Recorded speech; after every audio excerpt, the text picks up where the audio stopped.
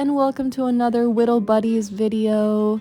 Today I'm going to be showing you how to make a little bunny. So let's start off with the materials. We're going to be having our gloves, our detailing knives. These are just for getting into little crevices that you can't get to with your big knife, like ears and tails and details and all that stuff.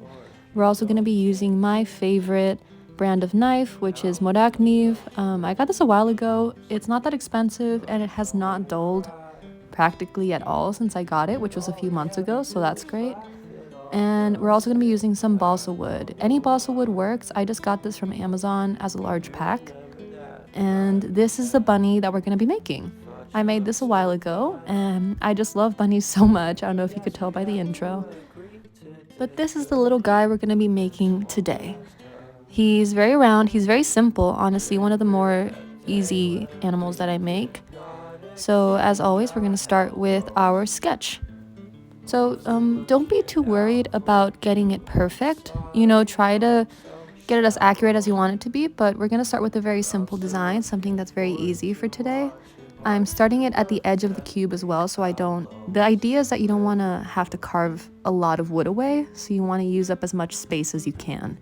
So as you can see, the free space is very minimal. We're just going to have to get it out of the block. So there's our sketch. And as always, please use your gloves. I know it's kind of uncomfortable sometimes, and I hated using them at first. They made my hands hurt for some reason.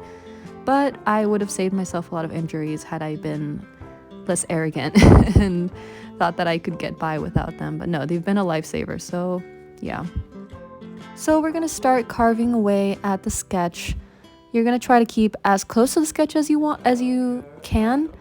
Normally I would leave about 0.5 millimeter of space between the sketch and what I'm carving, but since this sketch is occupying so much of the block, it doesn't really matter. So as you can see, I'm making a line and then I'm cutting at a 90-degree angle towards that line. And that's kind of the technique you're going to be using for the entire block. It's just a bunch of V-cuts. So I'm using my thumb and or my forefinger to kind of push the knife. You want to go very slow. This video is sped up, so don't worry about being as fast as you're seeing this. But your most important thing is just to get all of that extra space out. And take your time. It will take us some time. Trust me, the first time I made a whittling was actually a bunny, and it took me practically all night, so like 9 hours.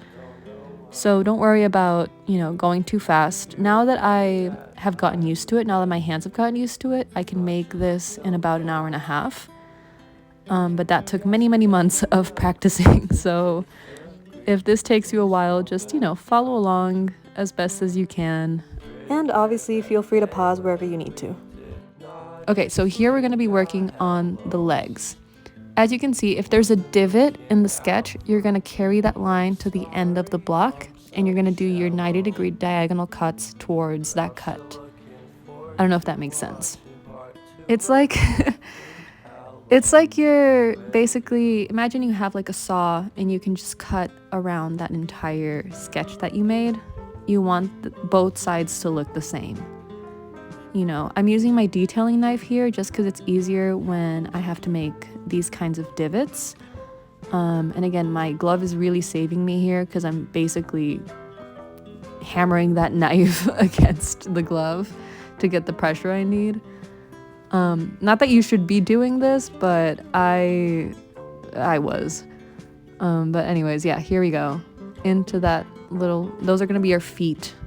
It might not make sense right now, but once you get into the whole of it, you're going to understand how the feet are going to be and how everything's going to look.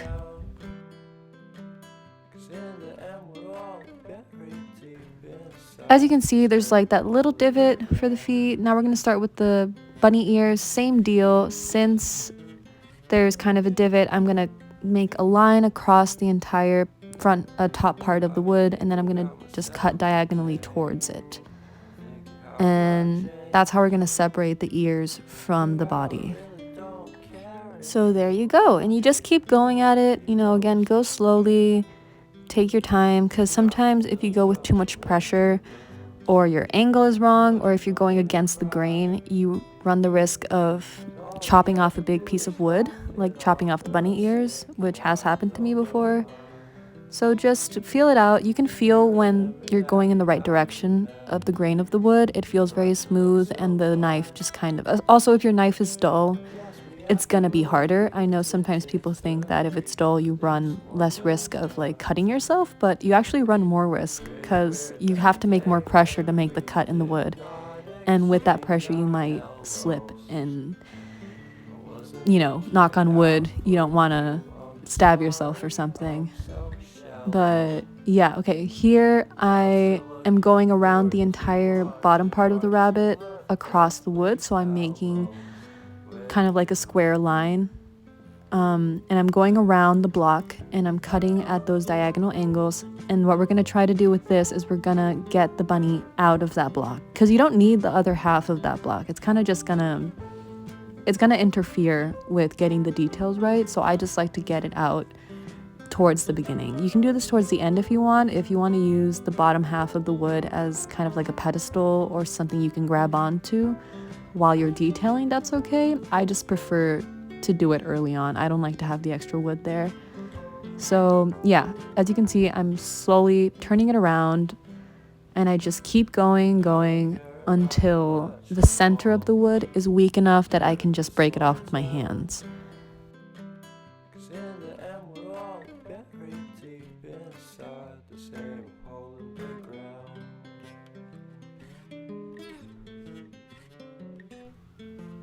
And there we go.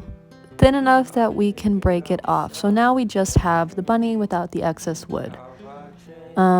This just helps me visualize it better. And honestly, this part of the wood is probably the hardest to get off just because it's a little thicker towards the middle. But it's possible, so now we're going to start just roughly detailing out the body, getting rid of those rough edges, and kind of making sure that we can get the silhouette of it right. That's what we're doing. We're starting with the silhouette, then you're rounding it out, and then you're detailing. It's all by steps, because if you start doing it all at once, it's going to be very complicated to see the whole image of what you're trying to do, and you might end up taking off more wood than you want.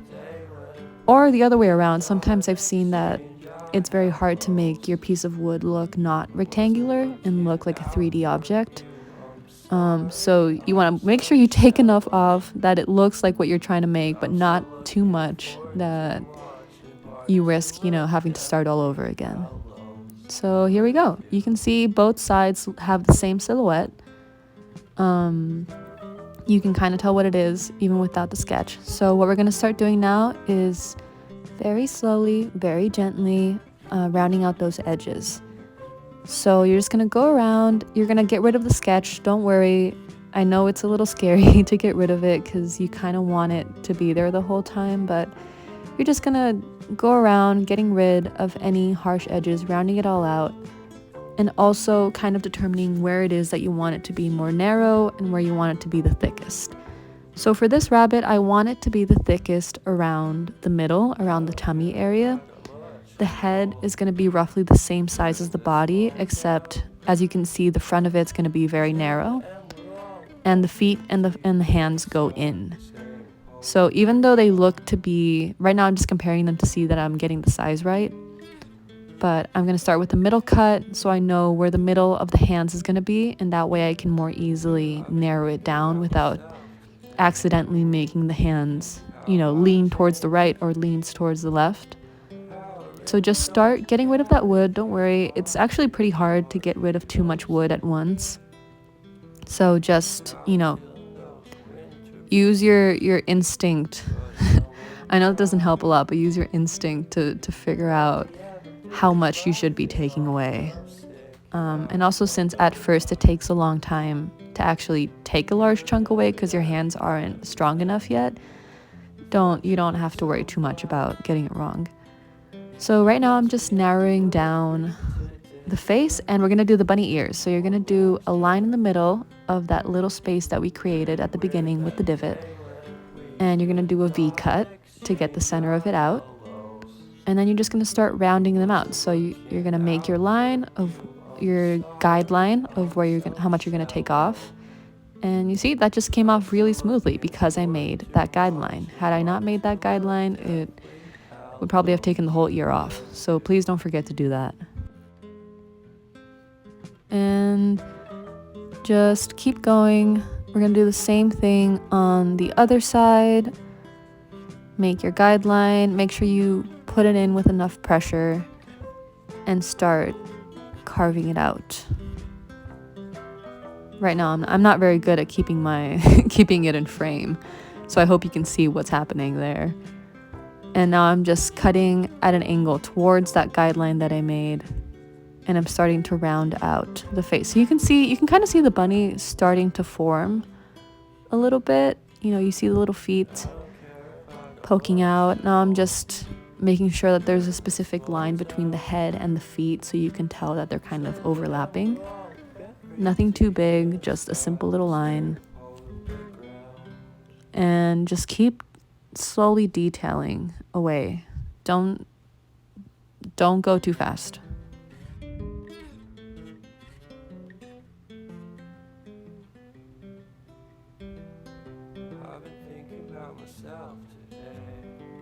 All right, so now we're gonna start getting the lower body. So the lower body should be a little bit curved because it's like the pose of it is the bunny is stretching and or mid-jump. So there's going to be a little bit of a curve on the bottom, but not so big that the bunny is like a mountain or like a U shape, you know, because I like my bunnies to be plump. But of course, this is a stylistic choice. If you want it to be a very stylized, round, U-shaped bunny, that's kind of jumping, you can do that. But I just take a little bit off the bottom, and here we're, again, doing the middle line for the feet so we can kind of guide ourselves on how much to take off the sides. And carving out that bottom so it coincides with the legs and it doesn't look too weird. And then we're carving out the edges so that it's not blocky. We want everything to be very, very smooth. God, I really need to get better at centering my my hands. I keep getting out of frame. Okay. There you go. Good job. Passed, Angie. Okay, as you can see, I'm still rounding it out. Now you can see the legs, you see? So the shape is kind of coming into itself. And right now I am making my guidelines for my tail. So I'm starting from that line from the feet. I'm going out into sort of a V shape and then closing it off into a circle. And then I'm just cutting against that line. So make your guideline and then from the outside, cut at a 90 degree angle towards that line. Does that make sense? I think I'm making it too complicated for what it needs to be. Just make your guideline and carve around it. And since this is kind of the roughest part of the wood, because that's where we got it out of the other block, it might feel like it's a little jaggedy or raggedy or whatever. Don't worry, we're going to smooth that out later with our sandpaper. So just keep going at the tail. The tail doesn't have to be too noticeable. It's just a little itty-bitty tail. And you'll see it in a second. But it's always my favorite part to make because I think it just kind of completes the look of the little bunny. I've made this bunny around 3 times before, and it always looks different, which I kind of enjoy because it makes them very unique. Do you see there's a little tail? And right now I'm just going around perfecting anything that I don't like, making the feet more pointy and making more of a clear line at the bottom. I want everything to kind of be as smooth as I can make it before I go in with the sandpaper. But if it's not super smooth, it doesn't matter. Once you get in with the sandpaper, I find that it kind of helps me see where I didn't carve enough or where I need to carve more. So you can always go back. It's not like once you start with the sandpaper, you can't carve anymore. No, you can still carve.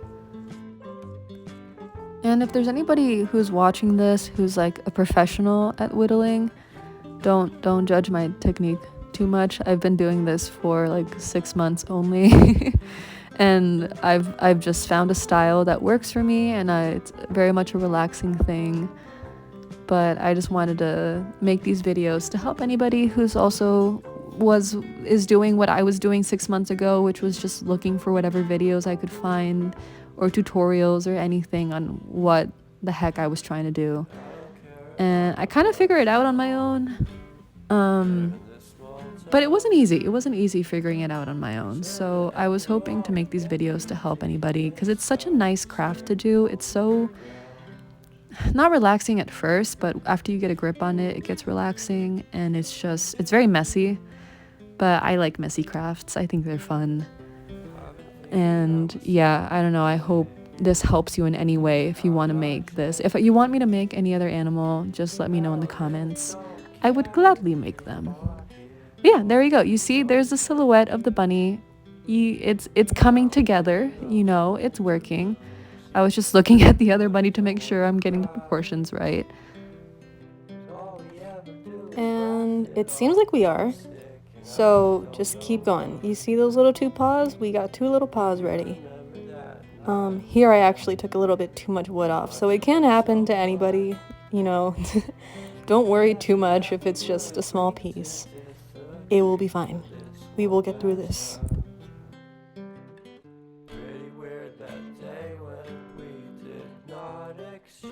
So just keep detailing as much as you'd like.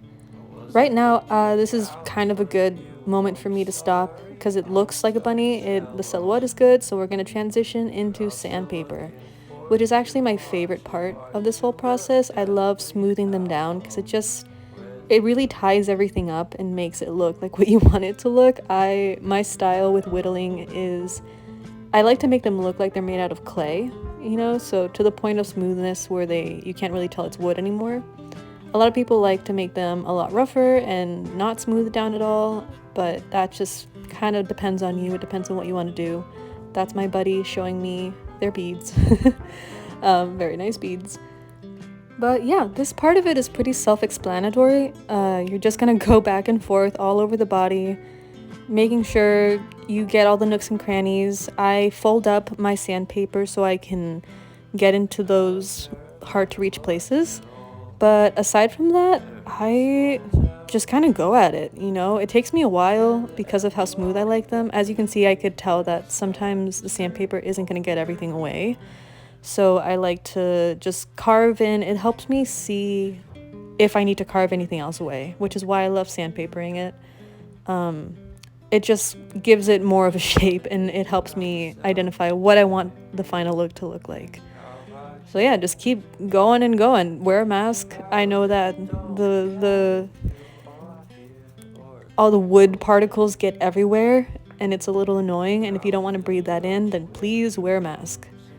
I'm not wearing a mask in this video, which I definitely should be. The only time I've worn a mask is because I made like a huge crocodile for a friend, and that had so much wood everywhere. And here we go. Our smoothed out little guy. So now we're going to go in with the details. I just use my normal pencil and give myself some guidelines of where I want the eyes to be and where I want the nose to be. My animals are pretty simple. I do this because I don't want to risk messing it up with doing too many details with my little knife. But you definitely can. You don't have to make it look like this. You can make the eyes look however you want. Just be aware that the more you add, the more you carve once it's at the end, the harder it's going to be. So what we're going to do for the eyes is just poke into that guideline, twirl it around, not too hard because you don't want to break the wood, but just gently twirl it around, sandpaper it off so that the surface is smooth, and then pencil it in. And there you go, you have an eye. So do the same thing on the other side. And then you're practically done, honestly. If you want to carve into the nose, you can. I personally just like to have some features just drawn on because I think it looks very stylized and I like the look of it. So There you go, a bunny. They're both boys and they're kissing. They're in love. I love making these bunnies. These are some of the animals I've made before. I have a little bear and an alligator and a sausage dog and all types of creatures. So if you want me to make any of these into a video and show you how I made them, please let me know in the comments. I would love to. This is a chicken that I made in my first video.